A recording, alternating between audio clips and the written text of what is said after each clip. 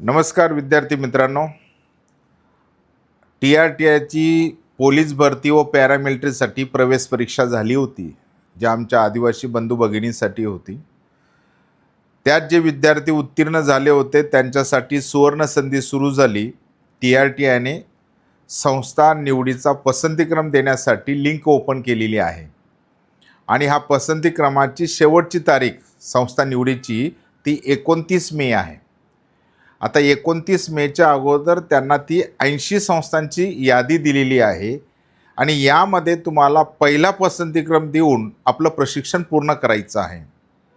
मी विद्यार्थ्यांना अशी विनंती करेल, गेल्या 1998 पासून अर्थात 28 वर्षापासून दर्जी फाउंडेशन अर्थात दर्जी बहुउद्देशीय संस्था ही संस्था मुलांना पोलीस भरती असेल, पॅरामिलिटरी असेल, सैन्य भरती असेल याचं सखोल प्रशिक्षण देणारी महाराष्ट्रातील सर्वात जुनी संस्था आहे। दुसरं असं की गेल्या वर्षी ज्या TRTIची मुलं दर्जी फाउंडेशनला ज्यांनी ॲडमिशन घेतली होती त्या सर्वोच्च निकालसुद्धा आपण दिलेला आहे आणि विद्यार्थ्यांच्या हाताला काम मिळालेलं आहे। त्यांना भाकरी कायमस्वरूपाची मिळालेली आहे। ते पोलीस आणि SRPF असेल, GRPF असेल, जेल पोलीस असेल, अशा विविध ठिकाणी त्यांची निवड झालेली आहे।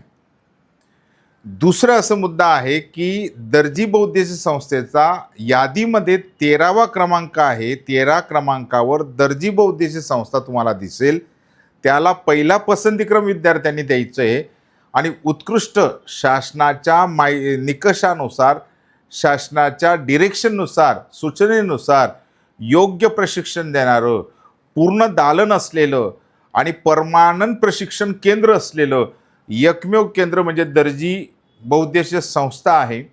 तर आपण त्याला 13 क्रमांकाच्या यादीमध्ये 13 क्रमांक बघायचा आणि त्याला पहिला पसंतीक्रम देऊन दर्जी बहुउद्देशीय संस्थेची निवड केल्यास तुम्हाला नक्की येणाऱ्या भरतीमध्ये लेखीमध्ये 90+ मुलांना आता मिळाले, चांगला आनंद वाटलात। 45+ ग्राउंडला मिळाले, अभ्यासिकामध्ये सगळं आहे, पुस्तकं संच चांगल्या पद्धतीचे दिले गेले की ज्याच्यातून प्रश्न चांगल्या पद्धतीने विद्यार्थ्याला त्याचा फायदा झाला।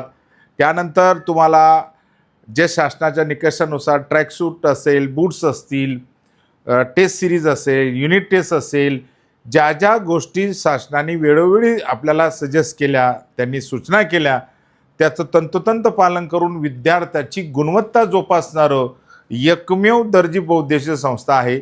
आणि ज्या वेळेला 26 संस्थांची निवड झाली त्याच्यामध्ये सुद्धा दर्जी बहुउद्देशीय संस्थाचा दुसरा क्रमांक आलेला आहे दर्जी फाउंडेशनचा। हे तुम्ही पाहिलं असेल तरी विद्यार्थ्याला अचूक, कारण ही संधी मित्रांनो शासन तुम्हाला एकदा संधी देते, या संधीचं सोनं करा आणि आपल्या हाताला कुठंतरी काम घ्या आणि सुरक्षित नोकरी मिळेल।